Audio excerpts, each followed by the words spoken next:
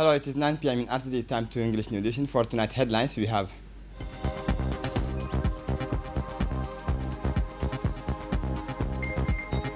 the first SCAF seminar opens in Djibouti.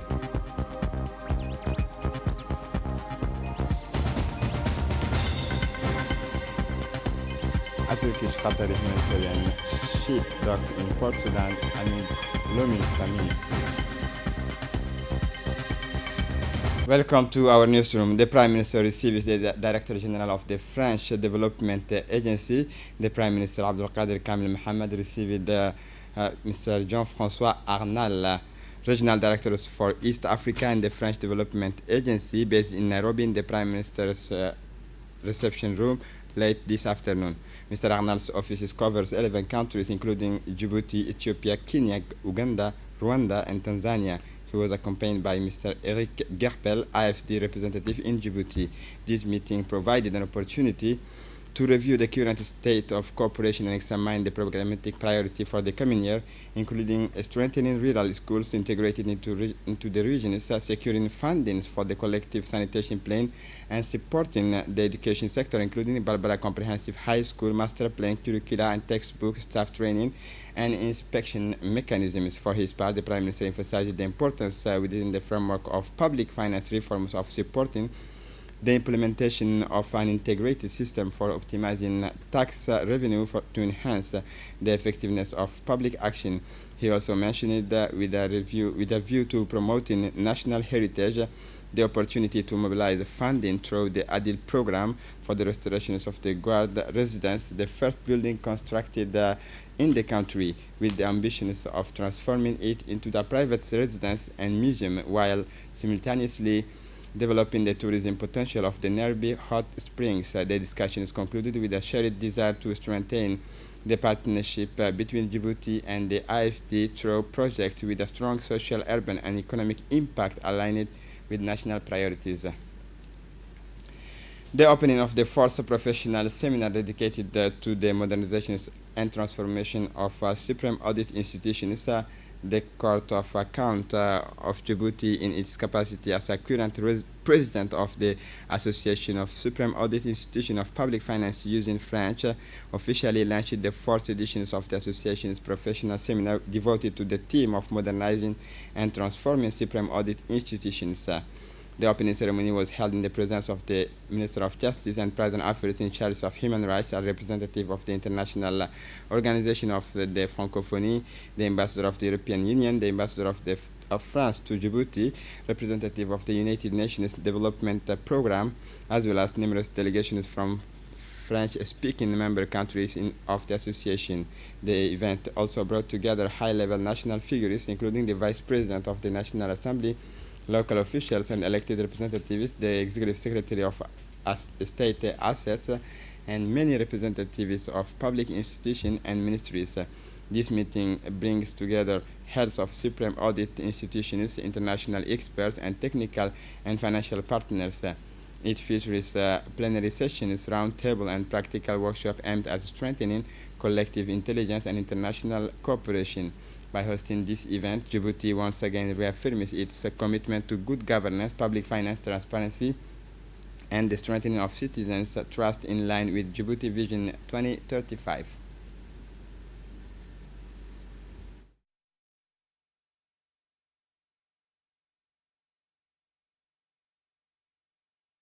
For his part, the Director of International Relations and representative of Francophonie organizations emphasized that this session addresses the profound changes facing supreme audit institutions, including result-based public finance reforms, the emergence of new stakeholders, and the digitization of procedure, and growing demands relating to human rights and the effectiveness of public action. The seminar seeks to provide a practical response to these challenges through the exchanges of experience and best practices. By hosting this event, Djibouti once again reaffirms its commitment to good governance, transparency in public finances, and the strengthening of citizens' trust in line with Djibouti Vision 2035. We now turn to the address of the President of the Court of Account, Ms. Ismahan Mahmoud Ibrahim, with our colleague Dini Moussa.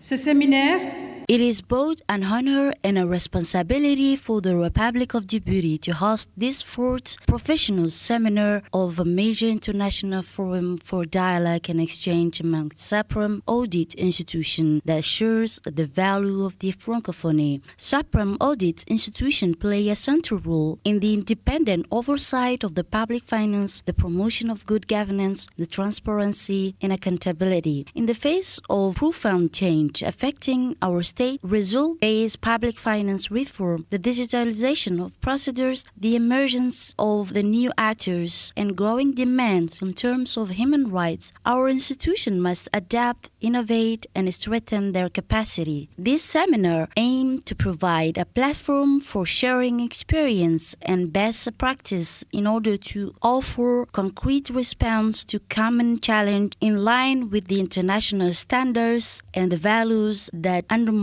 our collective commitment within the major international forum for dialogue and exchange among SAPRAM audit institutions. In his opening remarks, the Minister of Justice and President Affairs in charge of human rights praised the joint initiative between the International Organization of Supreme Audit Institutions in Djibouti and the Court of Account of Djibouti.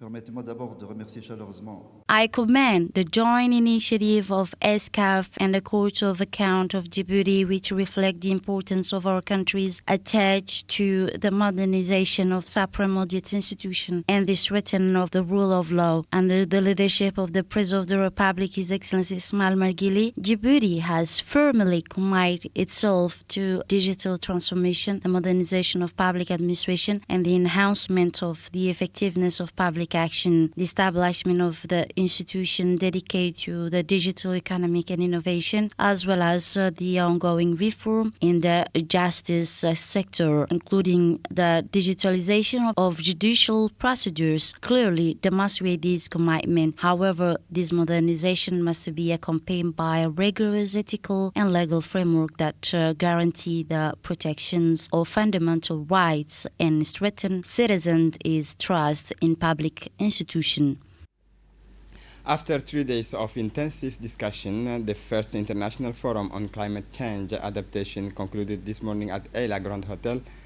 Under the patronage of the Minister of Higher Education, Dr. Nabil Mohammed Ahmed, this major event brought together leading scientists, policymakers, and international experts alongside participants from diverse backgrounds, united by a single objective: developing the best adaptation strategies to address the impacts of climate change.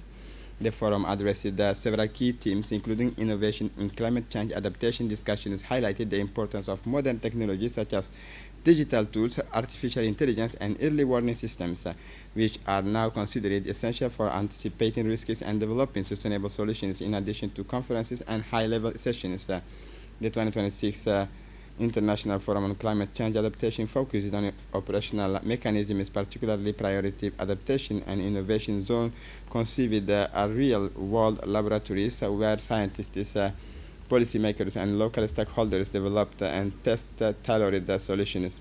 The forum also featured an innovation hub and a practical solutions exhibition showcasing climate services, early warning systems, digital tools, and innovations in water, soil, agriculture, health, biodiversity, and infrastructure residents. Participants discussed at length the vulnerabilities of the most at-risk populations, particularly nomadic communities, underscoring the needs for inclusive policies that reflect local realities and the specific needs of each social group. The forum thus established itself as a key platform for dialogue, knowledge exchange, and the strengthening of regional and international partnerships. It also highlighted the pivotal role of youth in combating climate change and the importance of integrating modern technologies into national adaptation strategies. The recommendations emerging from these 3 days of work are expected to help guide public policies and encourage concrete actions toward a more resilient and sustainable future. In her closing remarks, the director of the French National Research Institute for Sustainable Development expressed her deep gratitude to the Djiboutian authorities. And with that, we are very happy, and I want to sincerely thank IRD for its presence here in Eastern Africa and for bringing the countries together And I hope the presence will be increased in many other countries and also going forward. We have had some panel discussions and covered a wide range of issues and a wide range of topics, which have just been elaborated upon on the way forward by those who are presenting the 11 panels that were here. And we do see the icing on the cake with the introduction to the ZAPI areas happening yesterday, and in Tanzania, Ethiopia, Kenya, and Djibouti. And we have also seen the opportunities that are there even to go across the continent into West Africa to be able to interact and collaborate on these very important matters. For his part, the Director General of the Djibouti Center for Studies and Research, Dr. Jalaluddin Mohammed, first expressed his gratitude to all participants, the scientific communities, and the various delegations from around the world for honoring this first international forum on climate change adaptation hosted by the Republic of Djibouti. He commended the collective commitment to scientific research, knowledge sharing, and the pursuit of practical solutions to climate challenges. In his closing address, the Minister of Higher Education, Dr. Nabil Mohammed Ahmed, praised all participants. He affirmed that ICAF 2026 has already begun to yield results through the quality of the recommendations formulated, the richness of the discussions, and the various initiatives emerging from the meeting.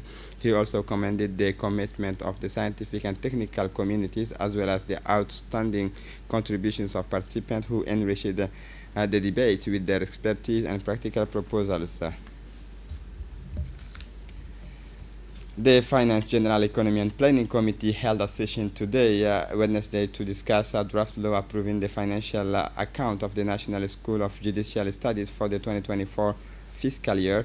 The session took place in the presence of the Minister of Justice in charge of Human Rights, accompanied by the Director General of the National School of Judicial Studies and senior officials.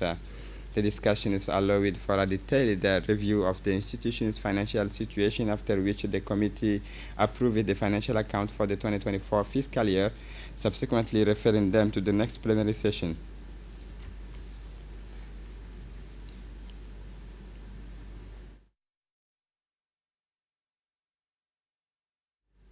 The president of the University of Djibouti, Dr. Jama Mohammed Hassan, received this morning, welcomed at the university's headquarters His Excellency Farah Maalin, Minister of Education of the Federal Republic of Somalia, and his accompanying delegation. This visit forms part of a high-level official tower aimed at strengthening and deepening academic and scientific cooperation between Djibouti and Somalia.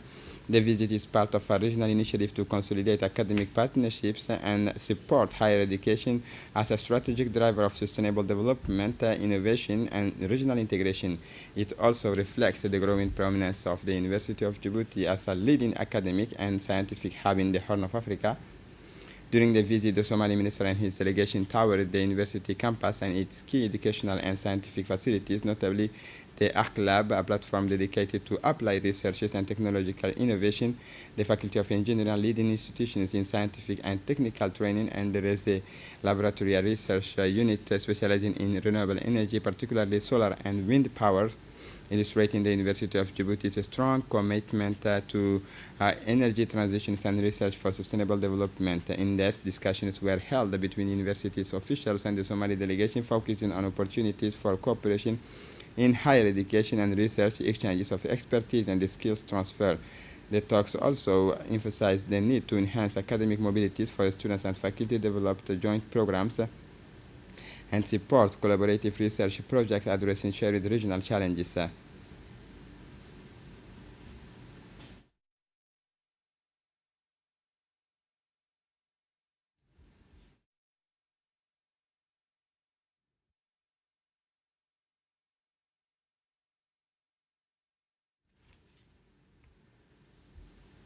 For his part, the Somali Minister of Education, Farah Maalin, praised the strong and long-standing fraternal relations between Djibouti and Somalia, reaffirming his commitment to strengthening ties between higher education institutions in both countries. He expressed his satisfaction with the level of development of the university and research infrastructure, underscoring the strategic role of the University of Djibouti in training future leaders and supporting public education policies in the region.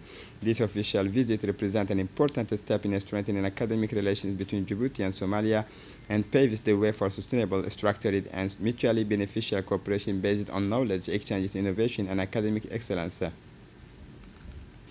As part of the process to inscribe the Aburma Rock Art Site on UNESCO's World Heritage List, the Ministry of Youth and Culture in cooperation with UNESCO organized a workshop to assess the site's nominations at the Skal Hotel.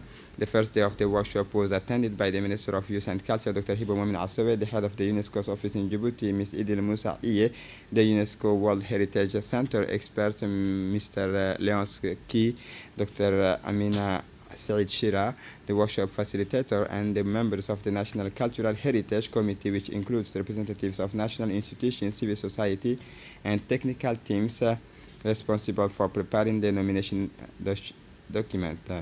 The workshop aimed to present a review the nominations file in detail, analyze the criteria of outstanding universal value of Aburma Rock Art Site, and facilitate technical and institutional exchanges among stakeholders. It also focused on the final validations of the file, including the site management plan, the integration of experts' recommendations, and the unanimous adoptions of the workshop's conclusions, while taking into account the observations expressed through this workshop. The Ministry of Youth and Culture reaffirming its commitment to making the Aburma Rock Art Site a symbol of Djiboutian cultural heritage, ensuring its sustainable protection and national and international recognition is in accordance with UNESCO standards and global best practices in heritage management.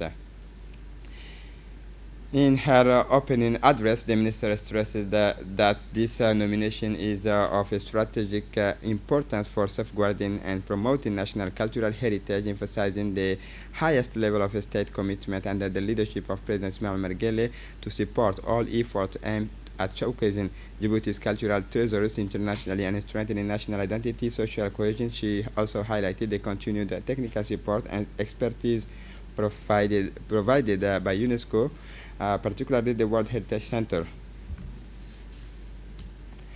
Under the patronage of the Ministry of Youth and Culture, the National Agency for the Promotion of Culture, in cooperation with the Somali Pen, organized today the launch and signing ceremony of the book Hope is Within Us, Do Not Lose Hope in Your Countries by author Abdul Khaliq Mohammed Hassan. This cultural event forms a part of ongoing efforts to promote literary creativity, encourage intellectual expression among young writers, and recognize literature as a means of raising awareness, enhancing civic engagement, and instilling hope in present and future generations. The ceremony was attended by the Director General of the National Agency for the Promotion of Culture, Mr. Mohammed Hussein Douale, senior officials from the Ministry of Youth and Culture, agency representatives, and guests from cultural, academic, and non-profit sector.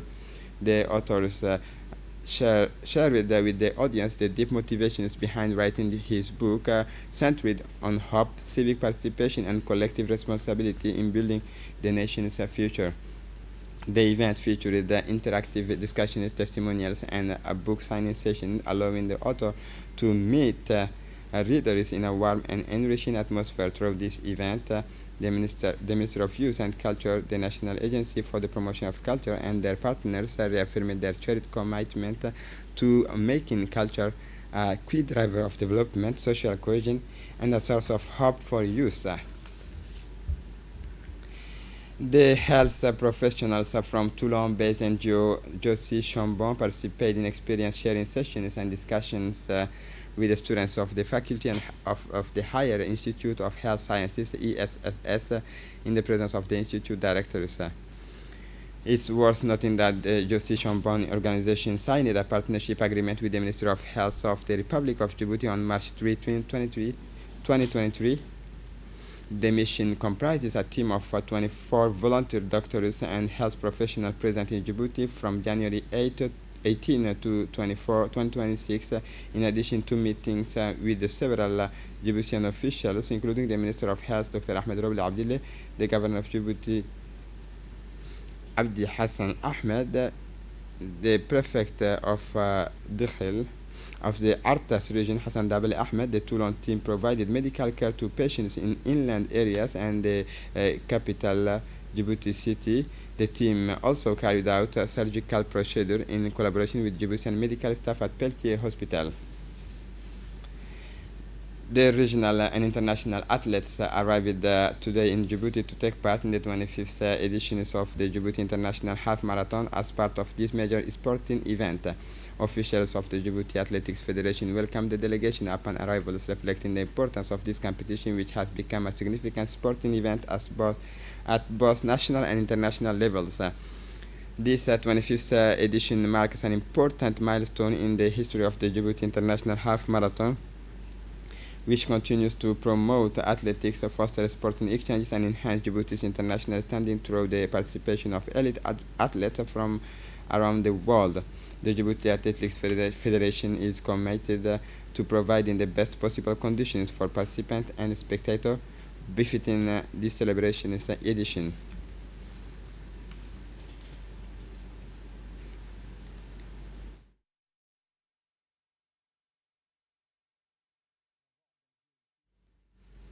The city of Obok has taken a new step towards improving its urban landscape through the official handover of a significant quantity of sanitation equipment to neighborhood council leaders. The handover ceremony took place at the headquarters of the Obok Regional Council in the presence of administrative and local authorities as well as environmental and sector partners. The event was attended by the prefect of Obok, Musa Adam Migane, the president of the Regional Council, Mohammed Hamad Ismail, the project and public relation officer, Ms. Quran Abdi Jama, along local elected officials and women leaders representing city neighborhoods. This initiative falls within the national policy implemented by the Ministries of Environment and Sustainable Development aimed at combating environmental degradation in urban areas and promoting sustainable management of household waste. It also seeks to support community-based sanitation initiatives as a key element in protecting the environment and public health. Turkish and Qatari humanitarian sheepdogs in Port Sudan amid the fears of impending famine. Listen for more details. A humanitarian cargo ship carrying 2,000 tons of food supplies and shelter materials resulting from cooperation between Turkey and Qatar docked in Port Sudan, marking the first arrival of this kind since the conflict worsened. This delivery comes as the UN warns of an immediate shortage of food aid due to insufficient funding. The World Food Programme has already reduced nations to the minimum needed for survival and warns that millions of people could be left without assistance by the end of March. After nearly 3 years of war between the Sudanese army and the Rapid Support Forces, the country is facing a major humanitarian catastrophe. More than 11 million displaced people, 21 million people in acute food insecurity, and confirmed famines in several regions, notably Darfur and Kordofan. Insecurity is hampering the delivery of aid while diplomatic efforts remain stalled. Although symbolically important, the Turkish-Qatari initiative remains far from insufficient in the face of needs estimated at $700 million by June to prevent the worsening of a crisis already described as the world's worst food catastrophe. For the international scene, firefighters have once again been placed on high alert near Cape Town, South Africa. Ravaging the South Africa region east of the city intensified overnight after the situation had previously appeared to be under control. For nearly a week, the flames have been advancing through this mountainous area. On Tuesday morning, a fire in the Tree Stream sector remained out of control. The cause, a strong gust of wind that sprayed the fire toward hills covered in dense, extremely dry vegetation. On social media, emergency service described a critical situation. They mention an area saturated with highly material relentlessly flowing the flames. In Syria, Damascus regained control of prisons and camps in the northeast after clashes with the Kurdish forces.